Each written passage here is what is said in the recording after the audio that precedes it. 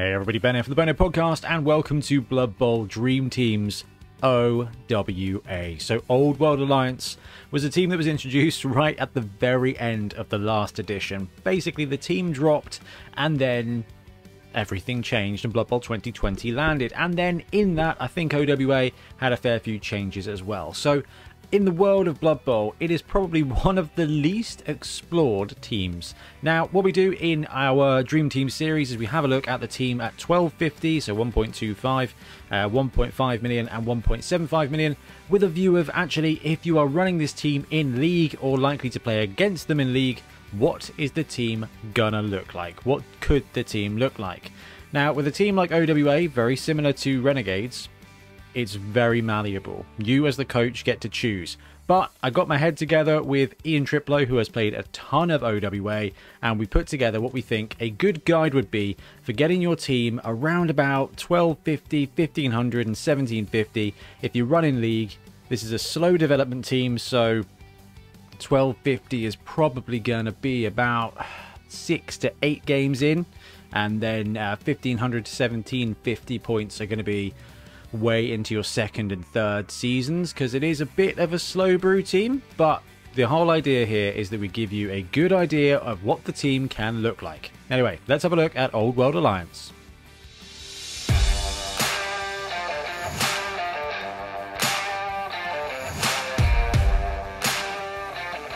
Okay, so the cool thing about OWA is that you get a complete mixture of players. You get humans, you get halflings, and you get some dwarves. You also get a choice of 2 big guys. You can only have one of them, so you can either go Ogre or Tree Man route, but it's a really mixed bag of a team. Now, the whole point of this is Old World Alliance is basically the Empire from the old Warhammer fantasy world before it got blown up. So you have kind of a human core, but you have imperial dwarves and halflings in places and ogres for mercenaries, and the treeman kind of goes with the halflings. So that's why that team is the way it is. That's also why there's no elves in it. So it's not quite Chaos Renegades, but for the good guys, this is more a reflection of the kind of team you could get from Marienburg or something like that. Now, having talked with Trips about OWA, the Tree Man, while great as a big guy, has its advantages, okay? Now, we've built this roster, we've built this with the view of having the Ogre, because the Ogre is more flexible, way more flexible. The Tree Man is a better thrower of halflings, and having that strength 6 makes it better on the line. It's gonna stay there on the line and probably not do much else. However, because of the way the skills stack up with the Ogre's role in this team, it's actually really interchangeable with a Tree Man. So if you are dead set on running a Tree Man because you got a model that you love, or just because it works well in your theme, then actually the same rules kind of apply. You just save a few coins. So the roster that we've brewed up, we've got 1 Troll Slayer, 1 Ogre, 1 Blitzer, Dwarf, 1 Blocker, 2 Blockers, Dwarf, and 1 Dwarf Runner. So the whole shtick here is that you get some almost great dwarves, because obviously they're dwarves, but they have slightly different skills, and or they've got loner. You take every dwarf you can and you put them together with your big guy. The Dwarf Blockers are a interesting positional. Not having block and tackle, instead having brawler and arm bar, they're just strictly worse. But they do have strength access. Spoiler alert, strength access on a blocker is going to be pretty good. And if you've played with Black Orcs, you'll know that Brawler with 2 dice is a really good skill. Brawler with 1 dice is just the thing you do at the end of the turn if you really are farming casualties. Otherwise, it's probably not the best thing to do. Anyway, so we're looking at our starting roster, or the roster at the 1250 point. No matter how you start out, by now this is what it's looking like. The big guy, all of the dwarf players. We've got 1 human blitzer, 1 human catcher, 1 human thrower, 2 human linemen, and a halfling. That's 1, 2, 3, 4, 5, 6, 7, 8, 9, 10, 11, 12 players there with the halfling. Now, at the 1250 point, you want to be shooting towards 4 rerolls if you can get it, and an apothecary. The good thing here is that once you've reached this point, you've got everything that you're going to need. So whether you start out with 3 rerolls and then brew up, build the extra players and get that extra reroll in there, I don't know. It's entirely up to you how you start this team out. I personally am a big fan of starting with all my positionals and then keeping the rerolls low. So I would imagine your starting roster for OWA, go watch the video, we've got a bunch of different starting rosters, would be a low reroll, high positional factor. It gets your positionals leveling up a bit quicker. But you've got your apothecary to keep stuff alive. You've got your rerolls there, which are going to be so important for this team because you've got animosity, because you've got that bit of loner. It's an interesting team and you're going to need that reroll element. 4 is probably as much as you're going to need. So brewing up towards that point is going to keep you strong, but you're going to need it because you are going to need things to work out really, really well for you. Basically, 4 rerolls on this team, view it as 2.5 for another team because you're going to have to burn an extra reroll because of just the way your skills line up. Now, talking of skills, at the 1250 point, a few of your players would have scored some casualties and some SPP by now. So the Troll Slayer is probably the first guy there to get leveled up from casualties. Ogre is great, but the Troll Slayer with that Frenzy and Block combination is really, really potent. So he's going to be absolutely slaying, probably not trolls, but, you know, maybe some goblins and stuff. Mighty Blow is going to keep him slaying. So Mighty Blow is a great first skill on any Troll Slayer ever on any roster. It works. It's a standard Troll Slayer just with Loner, so actually taking Mighty Blow on him first is really good. I do not mind taking Tackle on him and using him as a kind of safety in your backfield against gutter runners. But actually Mighty Blow is a great way to just keep your enemy down. Now, the other Dwarf players, the Runner is not going to be scoring too many touchdowns. The Blockers aren't going to be scoring too much of anything except the occasional casualty. And the Blitzer will be useful as well. They will brew up towards skills, but they probably won't be scoring very many touchdowns. You might have got 1 TD on the Runner, 1 TD on the Blitzer, for example. Wait for 6 SPP with these guys. Now, the humans, the Blitzer and the Catcher are probably going to be the star players. That human Blitzer with movement 7 and block and just being an absolutely awesome player is going to be one of your primary scorers. The human Blitzer, the Catcher and the Dwarf Runner, as well as the human thrower, are all going to be the guys who gets the ball. And then with this team, generally speaking, unless it's getting a little bit sporty, whoever has the ball is going to keep the ball and is going to be the one who takes the ball into the touchdown zone. So the SPPs are really going to brew up on the better players on your team. So the human Blitzer getting Mighty Blow as well is another really good way to just hurt your opponent. Now, you are quite a tough team. It's not the toughest of team and you have to position yourself really, really well, but you've got a bit of resilience. So actually getting those bash skills to just really take advantage of the fact that actually, even though the blockers are not good, we've got block, Mighty Blow, we've got strength 5, we've got block, right, strength 5, Mighty Blow, block to start with, block, brawler, okay, block. Like, you've got a bit of combat potential in this team, and these guys all being tough, it really helps out as well. So the human Blitzer taking Mighty Blow is going to help you just be that murdering factor.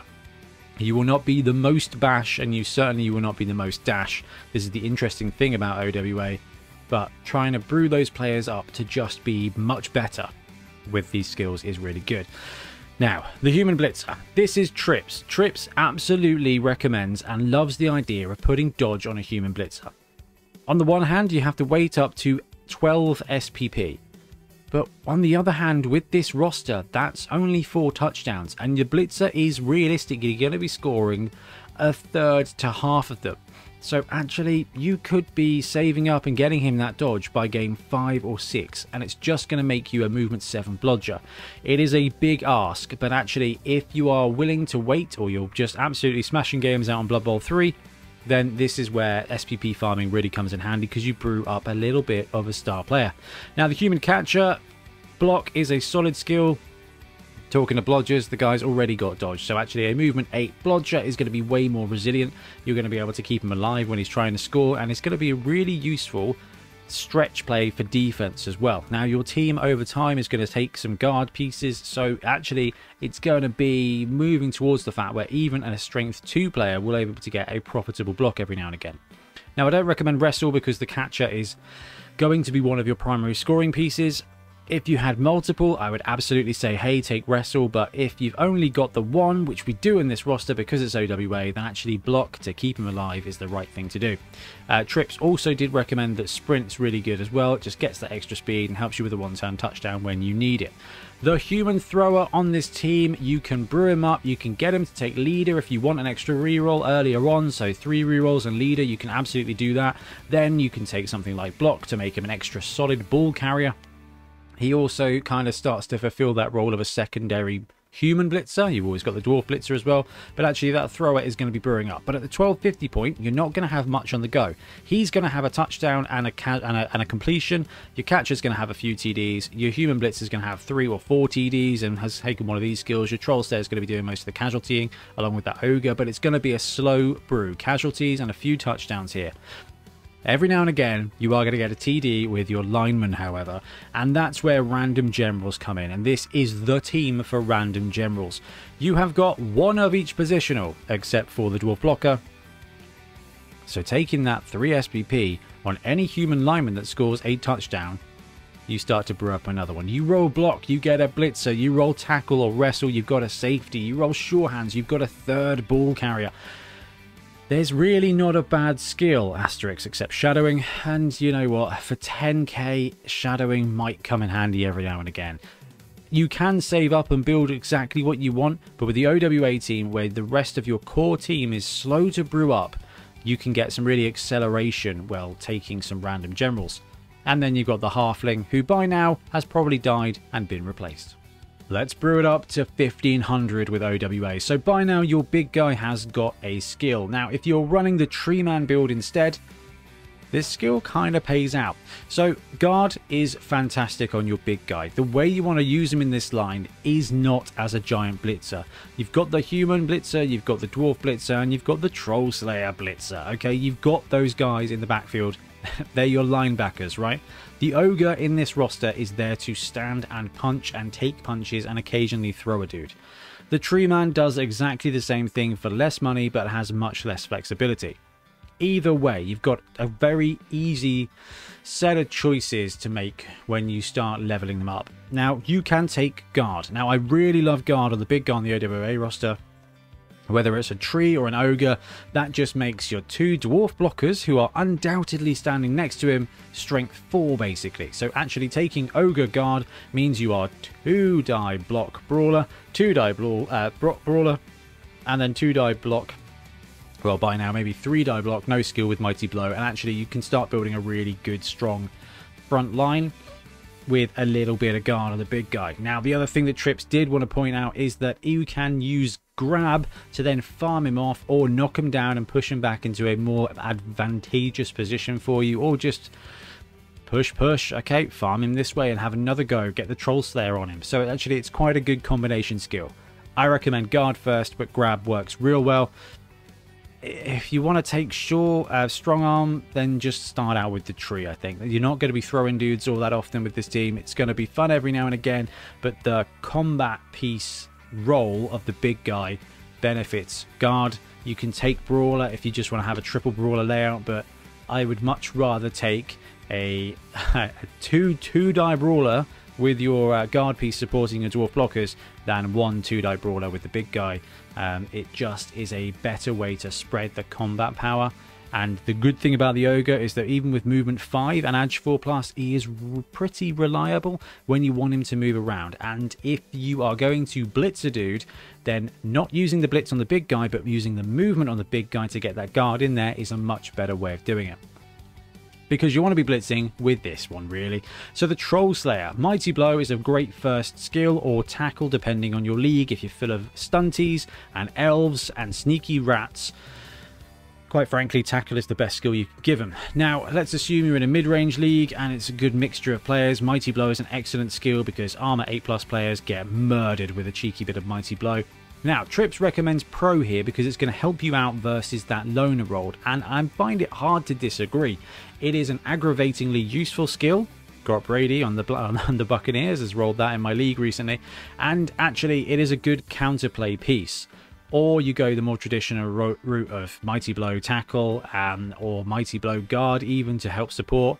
The Troll Slayer, though, is a bit of a killer. Pro is going to keep him more consistent, which is kind of where you want to be going with this team, but Mighty Blow Tackle, it makes him a really effective piece, especially at the point where you're now 1500 Season 2, you're likely to be playing teams that also have some blodgers, and actually that can really help give you a bit of an advantage. Dwarf Blitzer, Mighty Blow or Tackle, I would say you can kind of go the sure hands route as well, but you've got the thrower and the runner, so you probably don't need that. But Mighty Blow is another great way to just have another piece of removal on the board, trying to take your opponent's pieces on the board off the board. So Blitzer with Mighty Blow is a great one. Dwarf Blockers, here we go. So your big guy's got guard, which now means your Dwarf Blockers are going to be making more blocks, blocking with no block.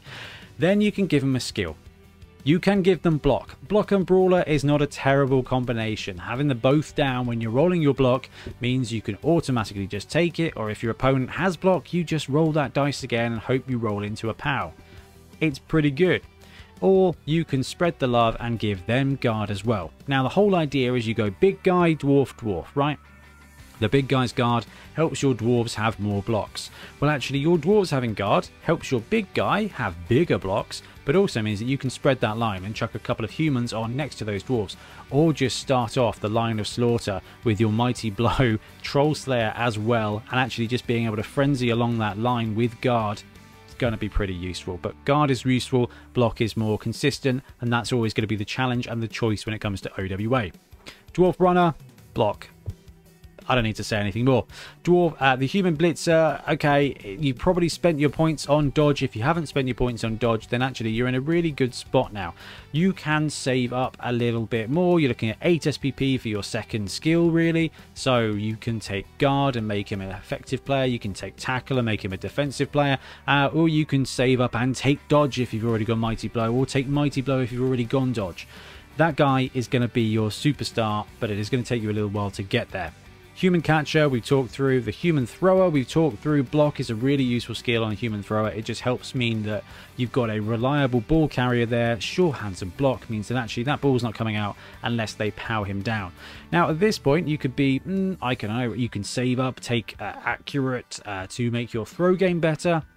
It's not really what this team wants to do. You can take on the ball with this guy and actually mean that your backfield play will be better. That basically gives him movement 9 on the kickoff. You don't really need it with OWA. OWA is it's more similar to Nurgle than it is a fast offense, okay? They will surprise you. Actually, it's probably got the same kind of tempo as Orcs, right? The same kind of speed. Faster than you think, but certainly not super fast, okay? So that Human Thrower taking block is actually going to play into that kind of knife fight, close kind of combat. OTB will help you speed up that first tempo turn, but not really what you're trying to do here. Accurate, again, can help you with that throwing game, but quite frankly, when it comes to the Human Thrower, block is probably the best skill you can give him. Block, leader is a great combination of things that he can take.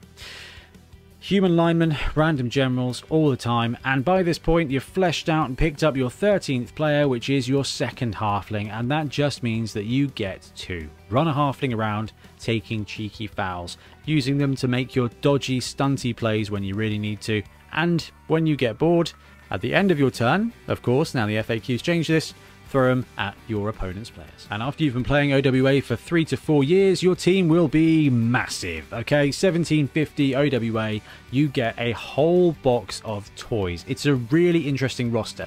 Now, it is a slow brew roster. It's not going to be super quick, and 1750 may even take you a couple to 3 leagues, okay? I'm thinking 20 plus games. But man, it is potent when it gets there. The Ogre, the big guy, you've got a choice of skills. Guard, Grab, Brawler are all really effective skills, no matter if you go Tree or Ogre. We talked about that. If you're going Ogre, you've got Guard on the go. You may want to chuck in Break Tackle to give him a 2+ open dodge, so you can get that Guard to where you need him to be. Or you just slap Grab to keep your opponents close, or Brawler to just make your blocks more effective. Obviously, the technically correct thing to do with any big guy is wait till 12 SPP to get block.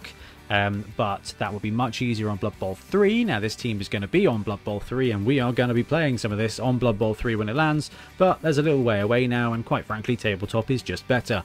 The Troll Slayer, Mighty Blow, Pro, Tackle. It's a fantastic combination of skills for the Troll Slayer. Pro is going to help you with that cheeky loner fail every now and again, but the fact he's got Mighty Blow and Tackle is excellent. Now Strip Ball or Juggernaut's really useful as well, because this guy is going to be your blitzing piece, but honestly, that's a lot of SPP, and this guy's only getting that through random MVPs and casualties. And Mighty Blow, Pro and Tackle are all great skills to help you with casualties. The Dwarf Blitzer, Mighty Blow, Tackle, yeah, we talked through that. The Dwarf Blockers, Guard, and then Mighty Blow. So we talked about you can give them block, which is going to help them on defense and help them on offense, okay? That's really, really, really good. Guard is going to help them make better friendships, lifelong lasting friendships. Then you can think about actually stacking that with Mighty Blow. Then you've got Ogre, probably 2 to 3 die block, maybe with Brawler and definitely with Mighty Blow. Then you've got a couple of Dwarf Blockers who are going to be making 2 die blocks with Brawler, maybe even block, and then maybe even Mighty Blow. That starts to severely hurt. Now, when you're playing against an OWA team that's this developed, your opponent, unless they are much stronger than you, I'm thinking like a developed Black Orc team, developed Core Orc team, Nurgle maybe, and Ogres are not going to stack the line against you, which means they're going to be giving you victim shots, and that's where you want to be here. You've got Troll Slayer with Mighty Blow, a Dwarf Blitzer with Mighty Blow, some blockers maybe with Mighty Blow, and a big guy with Mighty Blow. That's 5 to 6 Mighty Blow hits on that line.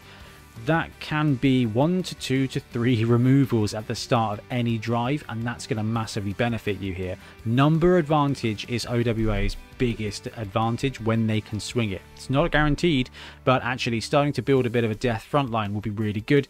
Now, Guard at this point on the front line is going to be really useful because your opponents will also have Guard. So keeping those blockers beneficial and keeping your big guy protected is going to help you massively. The Dwarf Runner is an interesting one here. So actually giving him Tackle is quite good. You may be thinking, well, he's the ball carrier. Well, he's not the ball carrier. You've got the human blitzer for that. You've got the human catcher for that. You've got the thrower as well. The Dwarf Blocker is a utility piece. He is your second string quarterback. Okay, he's the guy who goes in when Brady goes down. Ironically, you know, Bledsoe, Brady. Favre, Rodgers. Gotta love the Dwarf Thrower. So giving him Tackle, why? Movement 6, and by this point he's got block as well. His primary function then is to be a movement 6 edge 3+ block piece. Tackle works out really nicely. Now you can farm him to become the leader piece. You can give him OTB and make him your primary ball carrier. This is why this team is so fun. It's because actually it's really malleable with what you do with that runner. And actually if you want to fun it, you can just take a bunch of random skills on him, but actually block, tackle, Dwarf Runner is going to be an excellent piece. Well protected if he is your ball carrier, and really useful when you are on defense. It's an interesting ploy. I like it. It's actually a really clever thing to do. The human blitzer, okay, well, by this point has got Mighty Blow. You've probably saved up for dodge. You can save up for whatever you want with this guy. There is basically nothing bad that you can give him. Guard is great. Mighty Blow is great. Frenzy is tempting, probably not the right thing to do. Tackle is great. You know, it's just all good. Okay, even at this point, break tackle is a great skill. But actually, Mighty Blow, dodge, great combination for this player. Maybe taking tackle if you're feeling more defensive. It will help you farm more SPP. If you're going to save up SPP for a stat increase on any player on this roster, this human blitzer is really, really, really up for it. Movement 8, blodging Mighty Blow piece. Flipping excellent, right? Edge 2+ if you can roll it. Strength 4 even better. It's not a bad gig here. So if you take the double, then the 8 SPP, what are you waiting for? 22, 24 SPP at that point to get that stat up. It's a really tempting thing, and it's just going to make that guy a genuine star on the roster. Human catcher, block, sprint, sure feet, sidestep, they're all great skills. His role is to be there to dump the ball off to him, to take the risky dodge into the open and get that down the pitch for the score.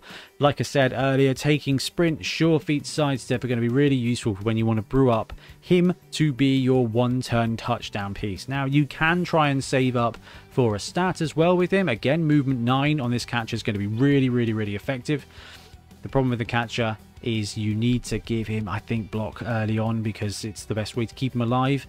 The human Blitz is brilliant, right? Armor 9+, strength 3 block. Awesome. This guy, armor 8+, strength 2 no block. So actually way more vulnerable and way more likely to not make it past not being dead.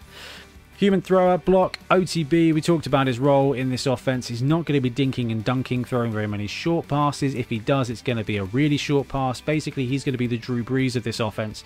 He's going to be just, here's the ball, throw it a short distance when you need to, otherwise just give it to somebody else at some point. Works beautifully. They won a Super Bowl. Human lineman, random generals, 2 halflings there to be ammunition and just cheeky run around foulers. 4 team rerolls by this point, either with pure rerolls or a cheeky leader on one of your throwers, and then the apothecary there to keep everybody alive. OWA is a subpar mixture of bits and pieces, and it is so interesting to play against or to play with. It is a puzzle, and the most amazing thing about OWA is, regardless of where you are in your league, where you are in your team's development, you and your opponent will have very different ideas about what is about to happen, and that's what's really interesting about them. Is you can be there as the opponent looking at the OWA team storming down and being like, right, I've left that wing open, they're going to make a play, and they won't do it. They'll do something completely different. They'll consolidate and just use their strength. It's a very flexible roster. It will not always work, but when it works, they'll be able to bring their strength against your vulnerability, whether it's speed or whether it's power, and they will do a really good job of it. It's a great roster, and I cannot wait for Blood Bowl 3 to come out proper so we can farm games as much as we like. Anyway, I'm going to wrap up the video now. Thank you very much for watching. We'll be back soon with more Blood Bowl content. Happy blocking. Thanks very much for watching. We really appreciate your support. If you want to help support the channel even further, please like and subscribe, or come join us on our Patreon. We have early access to content, we get loads of feedback from you guys, and we try and do competitions as much as we can. Or you can get yourself some Bonehead podcast merch on our Spreadshirt site. So if you want to support a team, especially for the Bonehead Championship, you can pick up a shirt, a mug, things like that. It all helps support the channel, and we really appreciate it. Anyway, links below. Thank you very much. Happy blocking.